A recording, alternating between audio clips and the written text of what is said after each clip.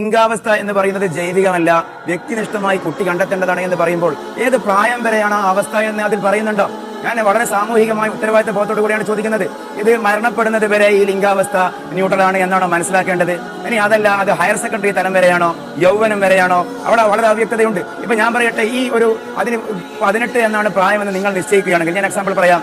ചൈനയിലും ഫിലിപ്പീൻസിലും പ്രായം 12, 13 യൂറോപ്പിലെ പ്രായം 17 GCC അറബ് കൺട്രീസിലെ പ്രായം 21, ബഹ്റൈനിലെ പ്രായം 22. ഞാൻ ചോദിക്കട്ടെ CPM-ന്റെ പ്രതിനിധിയോട്, ഇത് ലൈഫ് ലോങ് ആയിട്ട് ഈ ജെൻഡർ ന്യൂട്രൽ ആണ് എന്നാണ് നിങ്ങൾ പറയുന്നത്? അതുകൊണ്ടാണ് ഉത്തരവാദിത്ത ബോധത്തോടെ കൂടെ ഞങ്ങൾ പറയുന്നത്, ജെൻഡർ ന്യൂട്രാലിറ്റി എന്ന ടേം ഇവിടെ ഫിറ്റ് അല്ല. മറിച്ച് അതൊരു യൂണിഫോമായി ബന്ധപ്പെട്ട വിഷയവുമല്ല. ഒരിക്കലും അത് യൂണിഫോമിലേക്ക് ചെറുതാക്കാനോ വലുതാക്കാനോ പോകേണ്ട കാര്യമില്ല.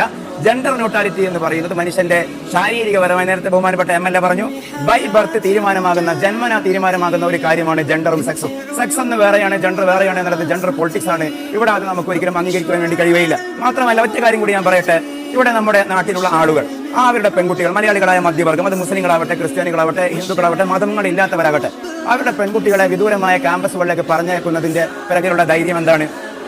അവർക്ക് പ്രത്യേകം ഷീ ഹോസ്റ്റലുകൾ ഉണ്ടാകും, ഷീ ടാക്സികൾ ഉണ്ടാകും, ലേഡീസ് കമ്പാർട്ട്മെന്റുകൾ ഉണ്ടാകും. ഇവിടെ ഒരു ന്യൂട്രൽ ഹോസ്റ്റലാണ് വരുന്നതെങ്കിൽ, അല്ലെങ്കിൽ ന്യൂട്രൽ ആയിട്ടുള്ള രീതികളാണ് വരുന്നതെങ്കിൽ ശരാശരി മലയാളികളെ സംബന്ധിച്ചിടത്തോളം ഉൾക്കൊള്ളാൻ പറ്റുമോ? ഇത് ഈ ചട്ടക്കൂട് മുന്നോട്ട് വെക്കുന്ന കൈപ്പുസ്തകത്തിൽ പറയുന്നുണ്ട്, പ്രാദേശികമായ സംസ്കാരവും പ്രത്യേകതകളും ഭൂപ്രകൃതിയും മനസ്സിലാക്കി വേണം പരിഷ്കാരം കൊണ്ടുവരാനെന്ന്. ലോകത്ത് യൂറോപ്യൻ രാജ്യങ്ങളിൽ പോലും വിജയിച്ച ഒരു മോഡൽ ഈ കൾച്ചറിന് പറഞ്ഞിട്ടില്ല. മാത്രവുമല്ല, ഒരു കാര്യം ശാസ്ത്രീയമാവണമെങ്കിൽ ട്രയൽ ആൻഡ് കറക്ഷൻ എന്നുള്ളത് അതിന്റെ ഒരു മെത്തേഡാണ്. ഇവിടെ ഏറ്റവും ചുരുങ്ങിയത് ഈ കാഴ്ചപ്പാടുള്ളവർ ഭൂരിപക്ഷമുള്ള ഒരു പ്രദേശത്ത് വിജയിപ്പിച്ച് കാണിക്കുക.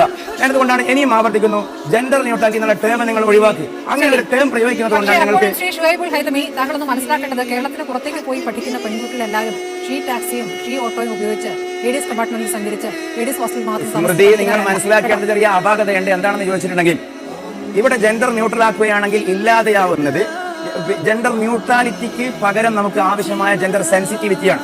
എന്തുകൊണ്ടെന്നാൽ ഷീ ഹോസ്റ്റലുകൾ ഇവിടെ നിലനിൽക്കേണ്ടതുണ്ട്, ഷീ ടാക്സികൾ നിലനിൽക്കേണ്ടതുണ്ട്, ലേഡീസ് കമ്പാർട്ട്മെന്റുകൾ നിലനിൽക്കേണ്ടതുണ്ട്. ഒരു സമൂഹം മുഴുവൻ ന്യൂട്രൽ ആക്കുകയാണെങ്കിൽ ഈ പറയുന്ന സെൻസിറ്റിവിറ്റി അനുസരിച്ചുകൊണ്ട് ഞങ്ങളുടെ സൗകര്യത്തിന് വേണ്ടി ഉണ്ടാക്കിയതാണ്, സ്ത്രീകളുടെ സൗകര്യത്തിന് വേണ്ടി ഉണ്ടാക്കിയതാണ്.